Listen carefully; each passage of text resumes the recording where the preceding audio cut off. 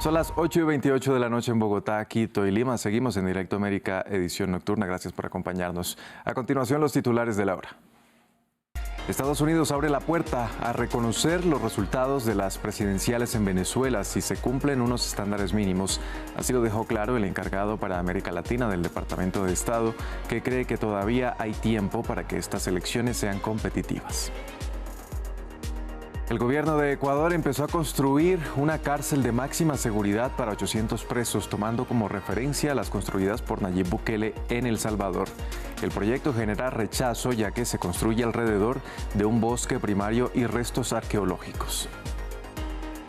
La Corte Suprema de Estados Unidos ratificó una ley federal que prohíbe la posesión de armas a quienes tengan una orden de restricción por violencia doméstica. El único que se opuso a la normativa fue el juez conservador Clarence Thomas.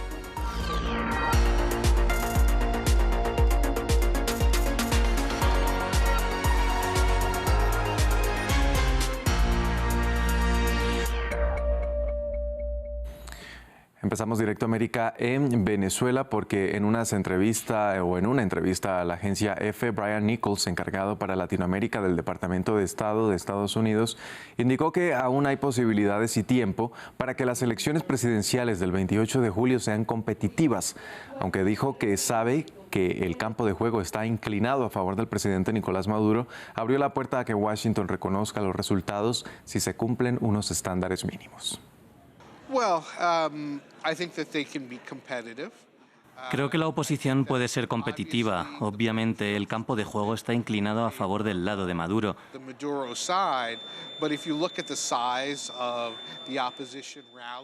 Sin embargo, si nos fijamos en el tamaño de los mítines de la oposición que han tenido lugar, se puede ver una gran cantidad de entusiasmo. Hablando con los miembros de la oposición, se sienten bastante optimistas acerca de sus posibilidades.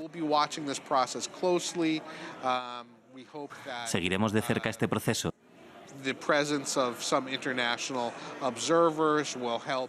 Y esperamos que la presencia de observadores internacionales contribuya a dar mayores garantías al proceso. Si hay elecciones competitivas y se respeta la voluntad del pueblo, eso allanará el camino para que Venezuela regrese a la comunidad de naciones de una manera mucho más normal. El presidente de Ecuador, Daniel Noboa, inauguró la construcción de la cárcel de Santa Elena, una de las 2 prisiones de máxima seguridad que prometió para encerrar a miembros de las bandas criminales a quienes les declaró la guerra. Noboa apuesta por un modelo similar al de su homólogo Nayib Bukele en El Salvador. El proyecto, con capacidad para unas 800 personas, enfrenta cuestionamientos ya que a sus alrededores se encuentran un bosque primario y restos arqueológicos. Jorge Hurtado nos cuenta más. Más cárceles para Ecuador. El presidente ecuatoriano Daniel Noboa llegó a Santa Elena, en el sureste del país, para inaugurar una megacárcel donde pretende encerrar a criminales peligrosos. Esto como parte de su lucha frontal contra el crimen organizado. Hace tan solo 7 meses, el sistema penitenciario estaba secuestrado y humillado por las organizaciones criminales que habían convertido a las cárceles en sus centros de operaciones. Por eso, para que la gente no se olvide, el nombre de esta cárcel va a ser la cárcel del encuentro. La nueva cárcel se suma a las 36 existentes en todo el país y será construida en un tiempo récord de 300 días. Pero la construcción no fue bien recibida por organizaciones de derechos humanos, ya que en sus alrededores hay un bosque primario y restos arqueológicos. Por parte del gobierno. Los locales tienen incertidumbre de cómo sus nuevos vecinos pueden irrumpir la calma en la que viven. Que es una amenaza para nuestra familia, para nuestras comunidades, porque solo han generado, y el país lo sabe, conocemos, que solo han generado violencia, han generado muerte y significan un peligro inminente para todas las comunidades de este sector que son territorios de paz. Es porque de ahí van a venir bastante gente peligrosa, pues, de que están en la prisión, pues. Ya, pues eso por eso nosotros, el pueblo aquí está intranquilo por lo que va a haber la cárcel. El centro penitenciario costará unos 52 millones de dólares y estará equipado con 6 torres de vigilancia, detectores de metales e inhibidores de señal telefónica, siguiendo un modelo similar al establecido en El Salvador por Nayib Bukele. Las prisiones ecuatorianas han sido escenario de violentos enfrentamientos en los últimos años. Desde 2021, Más de 460 reclusos murieron en disputas de poder, un conflicto del que los vecinos de Santa Elena habían logrado escapar.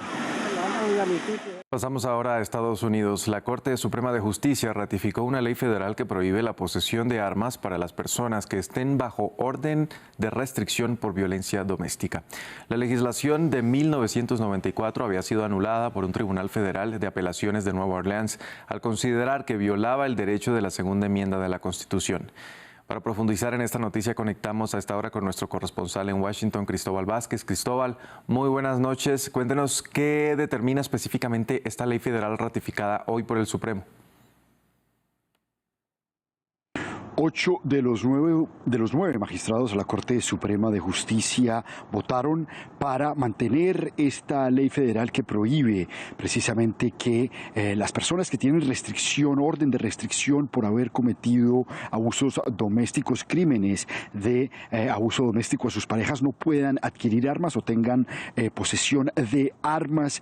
Y el fiscal general de Estados Unidos, Merrick Garland, celebró esta decisión diciendo que precisamente estos abusadores, esas personas que están con estas órdenes de restricción por acoso doméstico, no deberían tener a la mano un arma porque pondría en riesgo la vida de sus parejas y de los niños de estas parejas. El único magistrado que se opuso a mantener esta restricción fue Clarence Thomas, el cuestionado magistrado por haber recibido, entre otras cosas, pues favores y regalos por parte de multimillonarios que terminaron afectando las decisiones de la Corte Suprema de Justicia.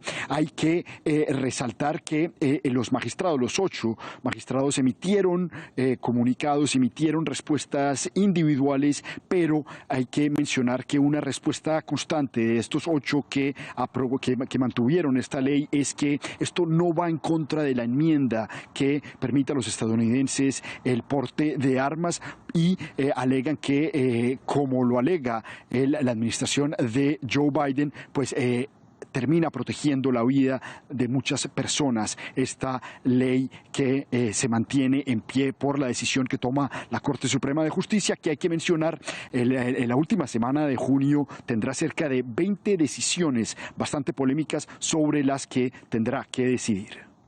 Cristóbal, en otras noticias, en Estados Unidos este viernes el virtual candidato republicano a la presidencia, Donald Trump, pareció dar un giro a sus posturas radicales contra la migración. ¿Qué dijo exactamente el exmandatario? Lo dijo en un podcast que se llama All In, y a él le preguntaron si qué iba a hacer exactamente para mantener los cerebros en Estados Unidos y que no terminen yéndose a otros países. El expresidente lo que dijo fue que con el diploma universitario las personas que se gradúen de las universidades deberían tener el derecho a la residencia, a la Green Card. Esto les permite a las personas quedarse en el país por más de 10 años con permiso de trabajo y permiso de vivienda. Lo que no aclaró el expresidente es si esta iniciativa que hizo pública desde Silicon Valley, desde San Francisco, va a incluir a las personas que hayan entrado ilegalmente al país o que hayan extendido su periodo de visa, es decir, si hayan quedado después de que la visa se les haya caducado. Pero pues hay que mencionar que los dos están en campaña, tanto Donald Trump como Joe Biden, y Joe Biden hace apenas unos días anunció estas medidas en las que daba una vía más rápida a los jóvenes soñadores de poder adquirir visas de trabajo siempre y cuando tuvieran un grado universitario o una oferta de empleo. Así que esto parece ser más una respuesta a este anuncio de campaña de parte del presidente Joe Biden, que ahora entonces el expresidente Donald Trump sale diciendo que más que ayudarles a facilitar la visa de trabajo, lo que dice entonces Donald Trump es que deberían inmediatamente tener una Green Card, un permiso de residencia y de trabajo en Estados Unidos, que es además un camino hacia la ciudadanía. Pero lo que dice la Casa Blanca y la campaña de Joe Biden es que esto contradice completamente la política migratoria de Donald Trump, que según la campaña de Biden se ha enfocado en dividir y romper las familias de los migrantes en Estados Unidos. Cristóbal, gracias por este reporte desde Washington. Y mientras la Corte Suprema discutía la medida contra el porte de armas en Estados Unidos, un tiroteo se registraba en un supermercado de la ciudad de Fordyce, en Arkansas. Al menos 3 personas murieron y otras 10 resultaron heridas, incluidos 2 agentes de la policía. El sospechoso del incidente también recibió un impacto de bala y fue detenido por las autoridades. En la capital española, el presidente de Argentina, Javier Milei, volvió a causar polémica. Durante la ceremonia de imposición de la Medalla Internacional de la Comunidad de Madrid, que estuvo a cargo de Isabel Díaz Ayuso, el mandatario reiteró que viene del futuro apocalíptico para salvar a la gente del socialismo. Aseguró que esa tendencia genera riesgos, decadencia y catástrofes, al tiempo que volvió a aludir con críticas al presidente del gobierno, Pedro Sánchez, y a su familia. Desde el PSOE señalaron que la condecoración entregada por Ayuso a Milei es la mejor constatación de que en España la ultraderecha es el Partido Popular. Como siempre hay filtraciones. Bastiat hablaba de las porosas manos de los políticos. Digo, quizás no es la del político directamente, quizás es la de un hermano, la de la pareja o lo que fuera, ¿no? Digo, el que quiere entender que entienda, ¿no? La ONU advirtió que el estallido de una nueva guerra en Medio Oriente es real debido al aumento de ataques entre Israel y el grupo islamista Hezbollah, respaldado por Irán. Ambas partes dicen estar listas para una nueva etapa de combates en un conflicto que los ha dividido durante más de 4 décadas. En medio de las preocupaciones, el secretario general de Naciones Unidas, Antonio Guterres, dijo que el Líbano no puede convertirse en otra Gaza. Andrés Triviño con los detalles. Los rumores crecen, muchos se preparan y otros se niegan ante la posibilidad. Lo que es un hecho es que los ataques y las amenazas de una guerra a gran escala entre Israel y el grupo islamista Hezbollah han aumentado durante las últimas semanas. Honestamente, uno siempre tiene miedo, pero si el conflicto se agranda, espero poder huir. Fui al sur hace unos días y todo el tiempo escucho explosiones. Si Dios quiere, no crecerá, tampoco será más pequeño, pero Israel nos tiene miedo. Si quisiera ampliarlo, ya lo habría hecho antes. Recientemente, Hezbollah publicó un video en el que se ven distintas ubicaciones militares y civiles en ciudades de Israel, seguido por un mensaje de Sayed Hassan Nasrallah, jefe del grupo armado chiita, en el que dijo que los libaneses se están preparando para la guerra, y en el que Chipre fue acusado de permitir el uso de sus aeropuertos y rutas a las tropas de Israel. Mientras que Benjamín Netanyahu dijo que convertiría a Beirut en Gaza en caso de ir a una guerra, y el ejército israelí advirtió que sus tropas ya tienen un plan para incursionar en territorio libanés. La ONU dijo que protegerá a sus más de 10.000 cascos azules en territorio libanés si se eleva el conflicto, pero pidió evitarlo. The risk for the conflict in the Middle East to widen is real. El riesgo de la ampliación del conflicto en Medio Oriente es real y debe evitarse. Un movimiento imprudente o un error de cálculo podría desencadenar una catástrofe que va mucho más allá de las fronteras. El mundo no puede permitirse que el Líbano se convierta en otra Gaza. La lucha entre las dos partes es de vieja data. Israel invadió el Líbano en 1982 por más de 2 décadas. En 2006, ambos libraron un conflicto que dejó más de 1.000 muertos. Y el 7 de octubre, Hezbollah le declaró la guerra a Israel en solidaridad con Hamas, asegurando que no se detendría hasta que haya paz en Gaza. El gobierno de Cuba anunció su intención de sumarse al procedimiento iniciado por Sudáfrica contra Israel ante la Corte Internacional de Justicia por presuntas violaciones a la Convención de Naciones Unidas con su ofensiva en Gaza. La Cancillería dijo que lo que ocurre en el enclave es un genocidio y que la demanda sudafricana busca detener las atrocidades israelíes contra el pueblo palestino. Cuba ha decidido participar como tercer estado en la demanda de Sudáfrica contra Israel ante la Corte Internacional de Justicia y argumentará al principal órgano judicial de la ONU. Es la transgresión de la Convención sobre el Genocidio. Hay que poner fin a la masacre contra el pueblo de Palestina. Hasta aquí Directo América, edición nocturna. Gracias por acompañarnos, pero no se desconecten porque ya viene Natalia Cabrera con un nuevo capítulo de Aquí América. Quédense con nosotros.